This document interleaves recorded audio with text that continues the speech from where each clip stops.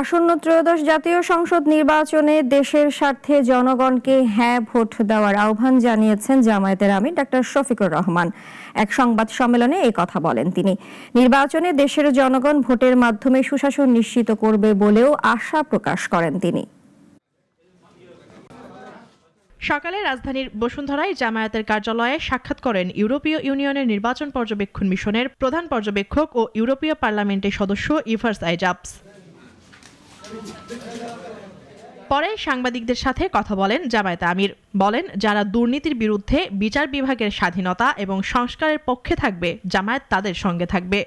Every party and quarter তারা বলবেন যে আমরা নিজে দুর্নীতি করব না এবং দুর্নীতিকে প্রশ্রয় দেব না। Justice for all and equal, সকলের জন্য ন্যায় বিচার এবং সমান বিচার, এই প্রক্রিয়ায় কোনো রাজনৈতিক দল বা পক্ষ হস্তক্ষেপ করতে পারবেন না।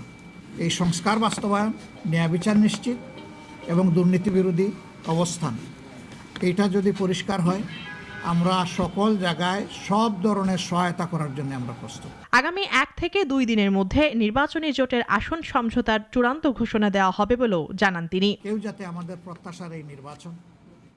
গণমাধ্যমগুলো অভ্যুত্থানের সময় একটি দিকে ঝুঁকে ছিল বলে মন্তব্য করেন তিনি। তাদের প্রত্যাশা, গণমাধ্যম স্বাধীনভাবে কাজ করবে। আমরা আপনাদেরকে ওয়েলকাম করছি। জামায়াত দেশের নারীদের নিরাপত্তার ব্যাপারে বিশেষ মনোযোগী জানিয়ে শফিকুর রহমান বলেন, এবার মা বোনেরা তাদের ভোট দেবে। আমরা আমাদের মা বোনদের ব্যাপারে, তাদের সিকিউরিটির ব্যাপারে আমরা খুবই অ্যাটেন্টিভ এবং আমরা বিশ্বাস করি যে মা বোনেরা আমাদেরকে এবার প্রধানত চয়েস করবে। এর লক্ষণ আমরা ইতিমধ্যে দেখতে পাচ্ছি।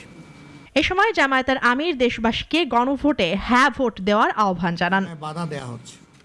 মুনিয়া চৌধুরী, নাগরিক, ঢাকা। তুলে নেওয়ার ঘটনাও ঘটেছে।